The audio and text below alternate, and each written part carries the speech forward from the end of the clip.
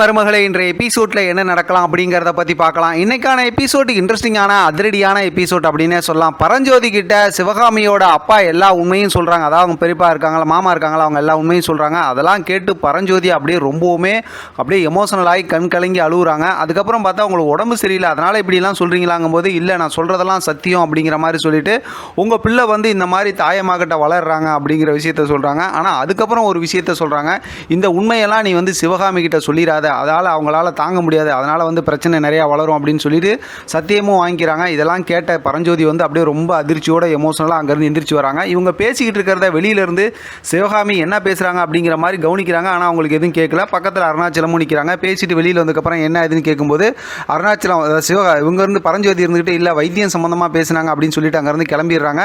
அவங்களும் பார்த்தா அப்படியே சமாதானம் ஆயிடுறாங்க. இருந்தாலும் பார்த்தா சிவகாமிக்கு கொஞ்சம் சந்தேகம் தான். காரில் வரும்போதே பார்த்தோம்னா பரஞ்சோதி என்னென்னமோ பேசிட்டு வராங்க. இன்றைக்கே பார்த்துடணுன்னு சின்ன தம்பி அது சம்மந்தமாக கேட்கும்போது அப்படி இப்படின்னு சொல்லி சமாளிச்சிடுறாங்க. அடுத்து பார்த்தோம் அப்படின்னாக்கா கோயிலுக்கு போகிறாங்க, சாமி கிட்ட வேண்டிக்கிறாங்க. அங்கே பார்த்தோம் அப்படின்னாக்கா நிறைய காசுலாம் அவங்களுக்கு எடுத்து கொடுக்குறாங்க. ரொம்ப சந்தோஷமாக அவங்க இருக்கிறாங்க. அப்போ பார்த்தோம் அப்படின்னாக்கா அதாவது இந்த விஷயத்தை வந்து நம்ம சொல்லிடக்கூடாது, சொன்னோம்னா அபிராமியால் தாங்க முடியாது, அபிராமி வந்து இன்னும் ரொம்பவுமே கோவப்படுவாங்க அவங்க மேலே, சிவகாமியோட அப்பா மேலே அப்படிங்கிற விஷயத்தெல்லாம் யோசிச்சுட்டு முதல்ல சின்ன தம்பியை கண்டுபிடிக்கணும், நான் உளையூர் போய் தாயமாவை பார்க்கணும் அப்படிங்கிற மாதிரிலாம் சொல்லிட்டு சின்ன தம்பி அங்கேருந்து போக சொல்லிட்டு இவங்க அங்கே மாதிரி போகிறாங்க. இந்த பக்கத்து பார்த்தோம் அப்படின்னா தாயமா இவ்வளோ தூரம் வந்துட்டோம், போய் சின்ன தம்பியை பார்த்துட்டு போயிடலாம் வளநாட்டில் அப்படிங்கிற மாதிரி சொல்லிட்டு அவங்க வராங்க.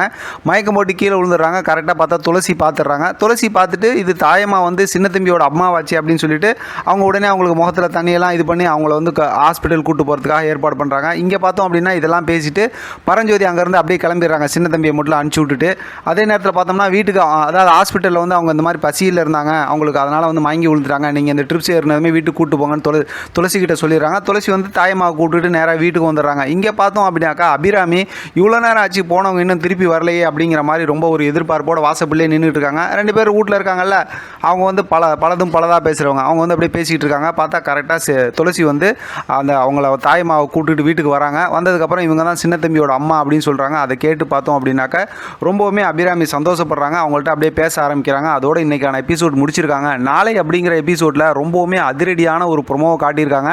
அது மட்டும் உண்மையாக இருந்தால் கதை ரொம்பவுமே ஃபாஸ்ட்டாக தான் கொண்டு போகிறாங்க அப்படின்னே சொல்லலாம். அது சம்மந்தமாக நம்ம அடுத்து ஒரு டீட்டெயில்டாக இன்னொரு ப்ரொமோ அடுத்து அப்படியே இதை தொடர்ந்து பேசலாம். அதையும் பார்த்து நீங்கள் உங்களோட ஃபீட்பேக்கை கமெண்ட் செக்ஷனில் சொல்லுங்கள். இதை பற்றின உங்களோட கருத்து கமெண்ட் பாக்ஸில் தெரியப்படுத்துங்க. தொடர்ந்து ஆதரவு கொடுங்க.